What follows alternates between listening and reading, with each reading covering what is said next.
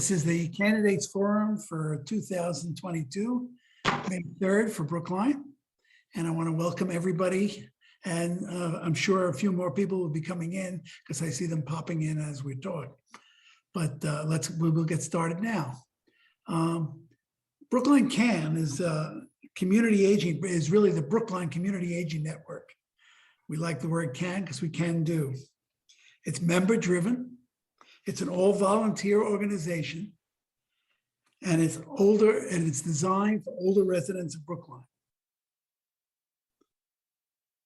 BrooklineCAN promotes, in conjunction with the Senior Center, promotes activities and sources to enable independent living for people, enable improvement of the quality of life in Brookline.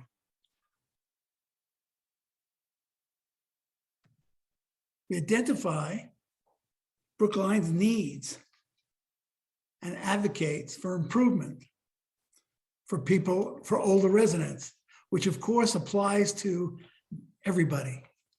You put automatic doors in, I guarantee people with carriages are at least as happy as people with walkers. So we work constantly to improve Brookline's both businesses, public areas, streets, etc., to improve Brookline. And that's why we like to bring in the candidates and address some of the issues. If you want to know more about BrooklineCAN, you can explore it on its website, which is brooklinecan.org. And everything is in there about what's happening in Brookline, including TV shows, including age-friendly businesses, including activities, educational activities. In addition, we have Facebook and Twitter accounts if you're like social media, and you can find out what's happening there. And we would like you to consider joining our network. And when you look to the website, you'll discover that there's a community there and a community that would welcome you. Today, we're going to bring in the candidates, and I'll let our moderator, Bea Mikulecky, describe who they are, what they're here for, and where we go from there. Bea will be the moderator. She has a set of questions for them, and we'll proceed through to the end. Any questions that you want to address to BrooklineCAN afterwards can be addressed to the BrooklineCAN website. Okay, thank you. Bea, would you like to take over? Okay, thank you, Matt. Welcome to the Brookline Spring 22 Election Forum, sponsored by BrooklineCAN and the Brookline Senior Center. The election is on May 3rd, and please make sure you know your polling place because many have changed because of the precinct realignment. You can find information about your polling place at the brooklinecan.org website. The last day to register is tomorrow, actually, April 13th.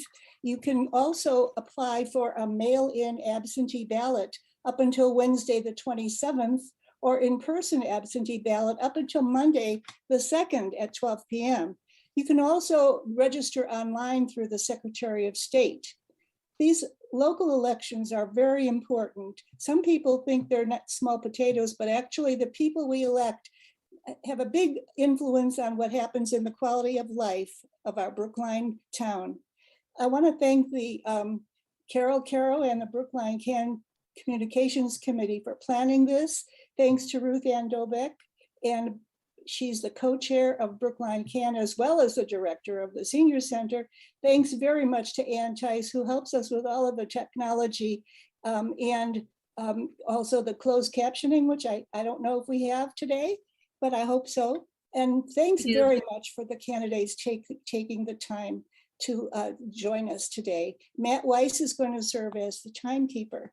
Today's forum has candidates for 3 townwide offices: school committee, library trustees, and select board. The procedure is each candidate will have 2 minutes for an opening statement. Then I'll ask them a couple of questions, and then they'll have a minute or 2 for closing remarks. We'll begin with candidates for the school committee, each seeking a full 3-year term. Unfortunately, two of the candidates were not able to be here, so I'm going to read you statements that they sent us on email. And I'll start with Helen Charlupsky. She writes, I am sorry that I'm not able to be with you virtually today due to my daughter giving birth to her first child. I am in New York City helping her out for the first few days. Many of you know me, but for those who don't, I have served on the Brookline School Committee for the last 30 years. You might ask, why would she want to continue to serve? Part of the reason is that I get as much as I give on the school committee. There are always new and unique situations to deal with, along with many that I have seen before. I feel my historical knowledge is important at this juncture. Presently, there are a number of critical issues facing the school committee. The structural deficit, our budget growing by more than 2.5% a year, stalled contract negotiations, pandemic-related loss of learning by students, especially our most vulnerable students, and making sure that our new superintendent is successful. These issues have been cyclical during the 30 years I have been on the school committee. When we have had strong leadership in the past, we have been able to navigate the many issues that arise. However, strong leadership has been lacking in the last 5 years. We now have the opportunity with a new superintendent who has strong leadership qualities to be able to be successful on all the issues mentioned above. We need to work with and support the superintendent on setting priorities through a strategic planning process and enabling him to be the leader we hired. I feel that I am in a unique position with my 30 years of experience on the committee to work to resolve the issues and maintain and grow Brookline's excellent education for all students. I ask for your vote. Thank you, Helen Charlupsky.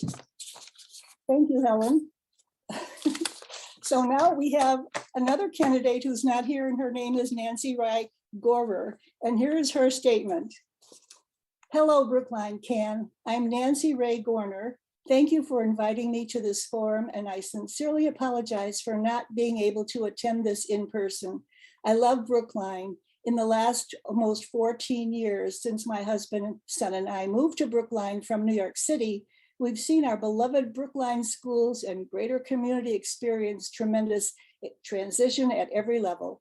As I seek a seat on Brookline's school committee, I realize that we have a lot of work to do in helping teachers, students, and families peel back the multiple layers of social, emotional, and learning losses as a result of this pandemic and the current political climate. We're going to need a lot of help. For the first time in a long time, I'm hopeful. Strong, qualified leadership and administration are in position and gaining traction in our schools. As a school committee member, I will do everything I can to continue this forward momentum and enable us to come back together as a community. Let's talk to each other again. Let's listen. Only then can we regain and rebuild trust and establish Brookline Schools' culture of collaboration and innovation. Let's open up safe channels of two-way open conversation between administration, teachers, families, and our community. Let's explore opportunities for our active senior community to be able to contribute again wherever possible. Let's help our students, teachers, families, and community members feel safe, welcome, supported, seen, and heard. There's so much we can learn from one another. Let's see how we can all help each other again. Thank you. Okay, that concludes the two absent people. Now we're going to hear from the next candidate, Stephen Ehrenberg. Okay, Steve, you can give us your opening statement, please. Thank you. Can you hear me? A little louder, please. Okay, I have a very poor internet connection, so I apologize in advance if my connection cuts out. Thank you very much for inviting me here today. My name is Stephen Ehrenberg. I'm the father of two girls who go to Lawrence in 4th grade and in 1st grade. And I have been on the school committee since May of last year. I'm running for my first full 3-year involved in term. Brookline affairs for about 40 of my 47 and a half years here. Uh-oh. Hi, Michael. Wow, that's an impressive run, Michael. I'm just gonna keep going. I think Helen and Nancy have really said a lot already. I think we're in a tricky spot right now. We're recovering from COVID, and we have to make sure that we make our students whole after that year of learning loss. But also we have to start getting back to some of the meat and potatoes issues that have been driving this district. We have had 5 superintendents in 5 years. We need to make sure there's stability and leadership. As Helen noted, we are facing a structural deficit, which if we don't get ahead of is going to threaten some of our core abilities as a school district. And we have a contracts situation that's getting more and more tense and difficult by the day. So as a school committee member, first and foremost, I want to be strongly supportive of Dr. Guillory and making sure that he's got the authority and the authority and ability to run this district as a leader who will stay here for a long time. I also have a number of issues that I want to continue to advocate for, specifically special education, racial equity, and environmental education. Those 3 issues animate me very much in my personal as well as in my professional lives. In the rest of my life, I work in international educational development, mostly for US government-funded projects around the world that are looking to improve education in one part or another. And in that, I've come to see a lot of resource-starved areas and how desperate they are for educational improvement. And in a place like Brookline, I'm very optimistic about what we can accomplish. Thanks very much. Thank you, Steve. Next, we'll hear from Valerie Frias. Hi, thank you, BrooklineCAN, and also BIG for hosting this forum. It's through forums like this that we really get to share with you all our ideas and vision for school committee. My name is Valerie Frias. I am currently on the school committee.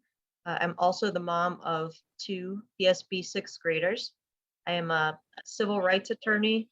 I, for the last 10 years, have been in nonprofit management and currently manage an aging service access point in Boston called Ethos. I bring 20 years of budget experience to the table, along with that equity work. And like Stephen, issues that drive me on the school committee are making sure that we address our structural deficit. That's at the center of all the work that we can do, that we center those voices of inclusion, particularly with the incidents that we've been hearing about at BHS. We really need to make sure that we're listening to our students and advocating on their behalf as the committee charged with that focus, and also supporting that our superintendent, who for once in the last 5 years, has been mentioned before, is really bringing some stability to the district. So I really want to make sure that we as a committee support Dr. Guillory and his vision. And I'm ready to serve again, and I hope to earn your vote. Thank you very much. Now we're going to ask a couple of questions, and I'll start with you, Valerie. Here's our first question. Will you support and encourage tours of new or renovated school buildings for the public? Yes, I will. We have some COVID restrictions at the moment, but we've been working on trying to get some tours of the buildings happening. I chair the Driscoll Building Committee, so we've actually done some tours of the site. Mr. Sandman was on a recent tour of the site with us, and we've been taking community members into what is now the hole at Driscoll, although the steel is coming up quickly. And I do, in fact, wholeheartedly support community coming back into the buildings as soon as we're able to do that safely. Thank you. Steve, the same question? Stephen? Yes, I absolutely do. I'm actually unaware of this as an issue previously. Bea, would you mind filling me in a bit? Has there been requests before to have access as tours? Yes, lots of us drive by, especially that new building, and we wonder what it's like inside. And we know that the town spent a lot of money there, and we just like to see the results of all that effort and all that expense. And so that's why this came up. Thank you, Bea. So I completely support that. I think school buildings serve students and also serve communities. And I think that's a way that we can get the most out of our school buildings. We need to make sure that the community finds value in them outside of parents with children. So if that means making sure that folks can tour the buildings and see the splendid new facilities, I would be fully supportive of that. Thank you, Stephen. Now on to our second question. We'll start with Stephen. Would you support the creation of additional senior property tax work-off positions within the schools? Currently, there are only 5. More positions would enable more low-income seniors to obtain a reduction in their property taxes. I'm sorry, B, I didn't hear the first part of your question. Would you support the creation of additional senior property tax work-off positions within the schools? In other words, having seniors work in the schools to write off part of their property taxes. Yeah, I think that's a terrific idea. I think one of the issues the town is struggling with right now is how to raise the revenue base in an equitable manner, since it's hard to do it just with property tax, since some people are property rich, but otherwise cash or income poor, and vice versa. So I think we need to be creative about finding progressive ways to make sure that people can access the opportunities Brooklyn has to offer. If that means creating positions like the kind that you mentioned, that seems like a very strong idea to me. Thank you. How about you, Valerie? 1000%. This is a no-brainer for me, both professionally and personally. I think that it makes fiscal sense for our elders, but I also think that that intergenerational learning and opportunity is really a gift for students and elders alike, to have someone else's viewpoint and experience, and to have that in our schools, I think just makes that a more robust experience for everyone. And as we do face the structural deficit, if there is in fact an override, I think that if we can in any way help our elders to make sure that that is a little bit less impactful on them through a great partnership with the schools, then I think it's a win-win for everybody. Thank you very much. Okay, Valerie, please begin your closing remarks. Sure. That went by fast.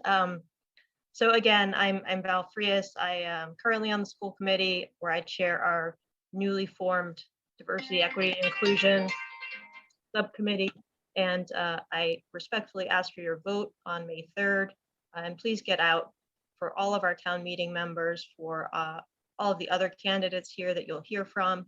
And please, if you want to contact me with any question that we didn't address, my email is val@valfrias.com. So VAL@VALFRIAS.com. Thank you. Thank you. Stephen, your closing remarks? Stephen? Thank you, B, and thanks for inviting me again to this event. I think we all know that families of small children or children in BHS system are a minority in this town. So we need to make sure, as school committee members, we're really hearing from the larger community, not just parents, not just teachers, but the community of people who've had kids graduate from schools or who haven't had kids here at all. It's really important that we hear your voices so we understand what your priorities are, because we have to consider you as we make our decisions as well. I'm pleased to be joining Val on the new DEI and Justice subcommittee. I'm on the curriculum subcommittee because I have a background as an education professional. I'm also on the finance subcommittee as well, and I'm looking forward to continuing that work. So I just want to thank everyone for giving us this time, and I'm looking forward to having a conversation in this forum. Thank you for your participation. You may leave the screen at this time if you like. Now we'll hear from candidates for library trustee. Two of the candidates were not able to be here. And so I'm going to read a statement from one of them, Michael Burstein. He's going for a 3-year term. And here is his statement. I'm Michael A. Burstein, and I have been a library trustee since 2004. I am currently serving as chair. Right now, the main issue facing the library is to improve the compensation and benefits for the staff to make the library competitive with comparable libraries in Massachusetts. If we can increase staffing, we can also increase hours and serve the community better. Okay, another candidate who is not able to be here, who is looking for a 3-year term, is Koinonia Martin Page. I'm sorry that we don't have a statement from her. Now let's hear from Judith Vanderkay, who is looking for a 3-year term. Judith? Thank you, Bea. I'm Judith Vanderkay, and I am running for re-election to the Board of Library Trustees. I've been on the board since 2007, and I've loved it. I love libraries. I started out just loving them for their books, but our library has just done such amazing work creating innovative programs in all different areas for all the different parts of our community. It's really wonderful. And I was so pleased at the way the libraries pivoted during the pandemic, and were able to continue to serve all of their constituencies with aplomb. And I expect that will continue. But I'd like to echo some of what Michael said in his statement. We have really a crisis. We are unable to hire good people. We have openings on our staff right now because our pay and benefit scales are so much lower than those of comparable municipalities that qualified people just aren't interested in applying to work here once they hear about the low salaries. So that is an issue. And as I have in the past, I will work to lobby the select board and town meeting to make sure that we have the budget that we need to continue to do the job that Brookline residents want us to do. Thank you. Thank you. Finally, let's hear from Laurie Cuthbert, who's up for a one-year term. Laurie? Thank you, everyone. Thank you, BrooklineCAN and Big for this forum and for inviting me today. So I actually currently serve as an associate director of HR and equity, diversity, inclusion, belonging, and anti-racism for a local academic library. And I've been in this position, this current position, for almost 7 years, and have worked in academic library HR for almost 10. And during this time, I've been able to build partnerships and really be instrumental in helping with budget and policy reviews, really getting to know the clients, really understanding library administration, the user needs, doing assessment, and really trying to make a difference in professional development, and really trying to be inclusive of our services, spaces, collections, et cetera. I believe the public library of Brookline is vital to our community. Libraries, I feel, are the nexus to information, history, building community, and really providing equal opportunities to learn and grow. Libraries feed our curiosity and really challenge our creativity. As a long-term resident, I love the library and love to bring my girls to the library every week to really utilize services and activities. I've found that it's necessary for them to kind of help build that foundation of learning with them. So in this role, I would definitely want to continue to advocate and support the library in all aspects. Definitely, as Judith said before, we definitely are, there's some staffing challenges that we need to address, and I hope to utilize my expertise to help improve staffing and equitable compensation for our staff. Thank you, Laurie. Now we have a couple of questions, and we'll start with you, Laurie. Here's the first question. In your opinion, what are 2 or 3 existing Brookline Library programs that might be of particular interest to seniors? I think the library makerspace is probably an interest to seniors. It's a little bit different when you think about like makerspaces because it's more hands-on. Definitely, I think what's particularly interesting to seniors is the use of the passes, the library passes to go to museums and things like that. And honestly, just sitting in the library and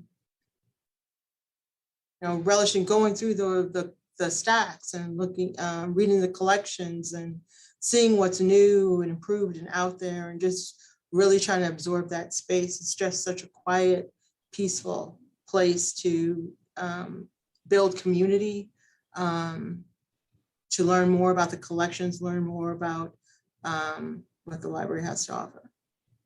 Thank you, Laurie. How about you, Judith? Thank you. I can't disagree with anything Laurie said, but I would also like to add, as a senior myself, I don't feel limited at all in things that I can participate in at the library. I've even sat in on a couple of toddler story hours, not with a toddler, but just because I happened to be visiting, in this case, Coolidge Corner, and was drawn in by the gleeful, the exuberance of the kids who are participating. It was lovely. But there are programs that are put on with seniors in mind, and one of these is gentle yoga that used to happen in person out of our Putterham branch, and now it's virtual. And I can't tell you the exact numbers, but it's been hugely popular on Zoom to participate in that. And I think most of the audience is seniors. Another interesting thing I think seniors might like is our tool borrowing program. Maybe you have a doorknob that's loose, and maybe you don't have the right tools in your house, and you don't at this point want to go down to Home Depot and fiddle around and acquire them. You can take them out of our tool collection at the library and then return them when your job is done. And if I were to run down a list, I would probably find more things that I thought would appeal to seniors, but really there's so much. We offer such a rich array of things for people of every age and interest. So. Thank you, Judith. Yes, and I totally agree with everything you guys are saying. Here's the second question.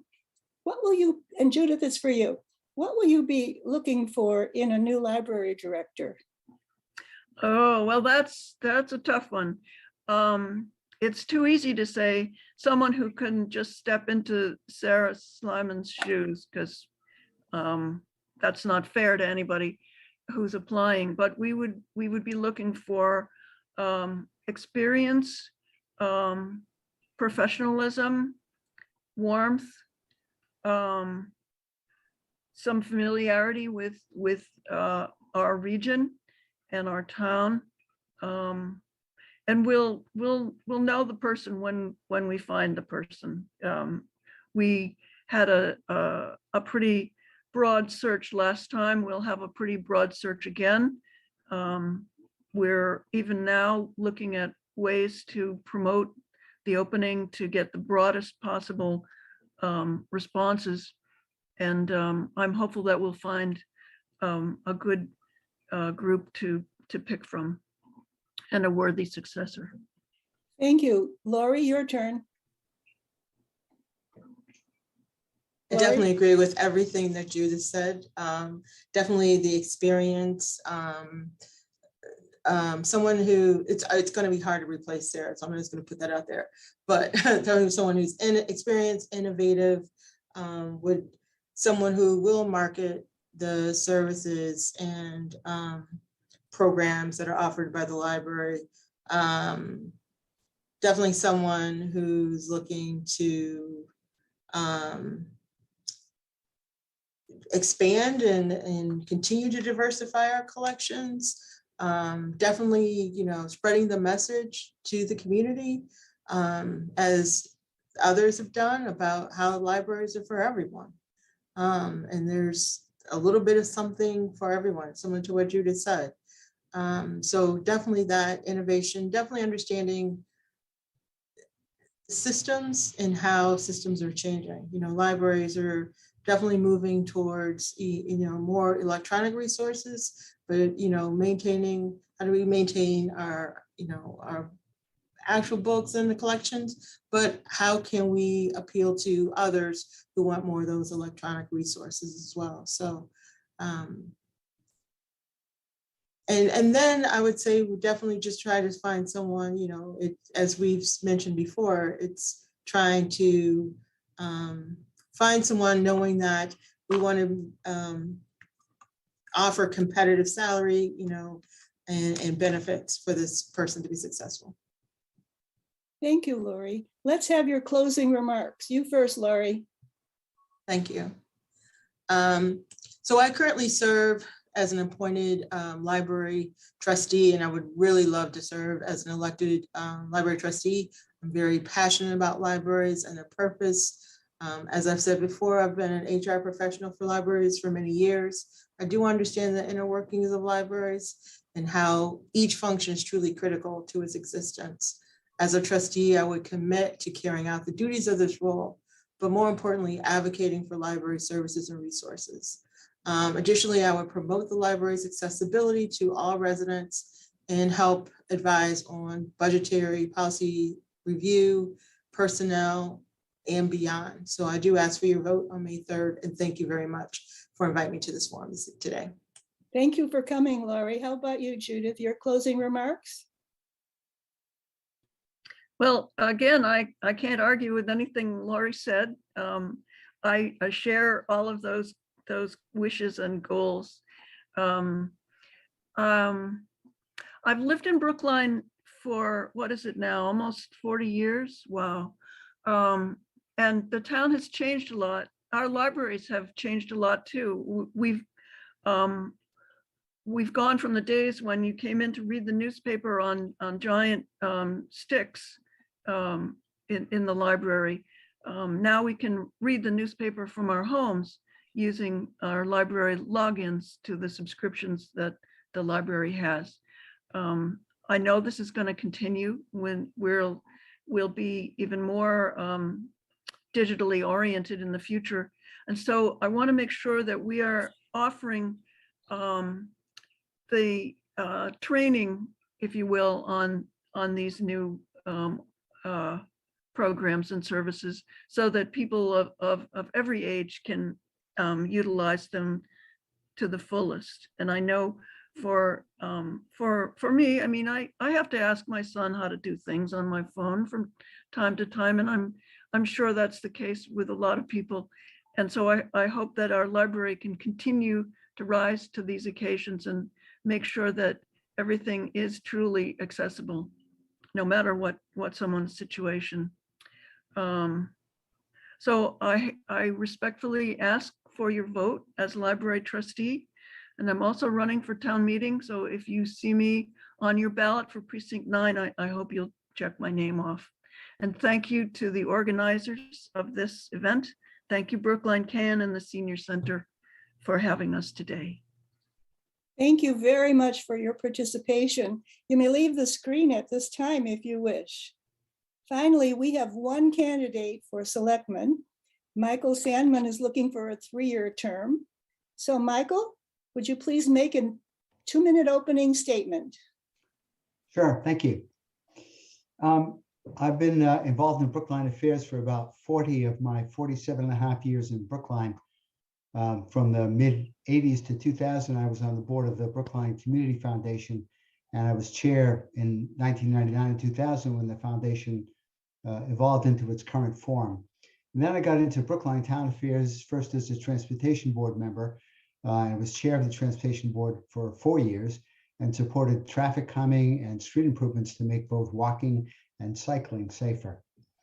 Then as an advisory committee member after, I think it was 2010, and chair of the advisory committee and a precinct 3 town meeting member, I've supported initiatives to, among other things, reduce the impact of rising real estate taxes on seniors. And that is an unfinished task, as you asked the school committee candidates about. I've listed my own priorities on my campaign website, electmike.us.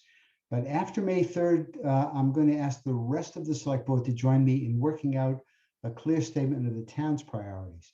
We make budget decisions that are implicitly based on those priorities, but they're largely unstated in the town budget, unlike the really excellent summary in the school budget. Housing affordability, equity, and climate change have risen in the public's minds, and we're spending more and more of our money on those issues. Both the select board and the public should know what our goals and priorities are. And I'm looking forward to hearing your questions, which will illuminate what yours are. So thanks very much for inviting me, and let's get started. Okay, Michael, here's a question for you. It's a long one, okay? Yep. Despite serving over 20% of Brookline's population, the Council on Aging and Senior Center receive less than 1/4% of the town's total budget. In your opinion, should the town be spending more money on programs for seniors? Oh, so that's a really interesting question. I had a great conversation with Betsy Pollock yesterday, who basically asked the same question in a slightly different way. So quite honestly, I hadn't realized that there were a couple of areas where the town doesn't provide any support to the senior center. For example, information technology is unsupported by the town. And I think perhaps one of the best ways to proceed to support the senior center at this point in the budget, given where we are in budget, is to extend services that the town has, perhaps maintenance and certainly IT services, so that it takes some of the burden off of the senior center's budget. Longer term, you're right in the question, in the implication. There does need to be more money, and the problem that we have is there's not a lot of money to spare right now in the budget, and I'm kind of expecting a question about that. Go ahead. Well, thank you. I hope you'll push for a little more money for those seniors in this town. Here's the second question, which is probably right up your alley. What would you do to move forward with the pedestrian lighting report recommendations? So it's really pretty straightforward. It has to be funded. The recommendations need to be funded, and they need to be funded probably over some reasonable period of time, so that it doesn't have a huge impact in any one year. But there does need to be money for that. Pedestrian lighting and pedestrian safety are just as important. I was going to say twins, but they're really sort of triplets. But certainly twins with cycling safety, which gets a great deal of attention in town, and for that matter with driver safety.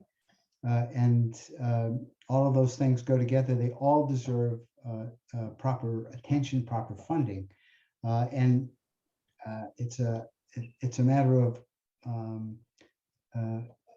people like Brookline and organizations like BrooklineCAN coming forward and making it clear that this is something that the town should indeed be spending its money on. Very, very often, the loudest voices get the most attention.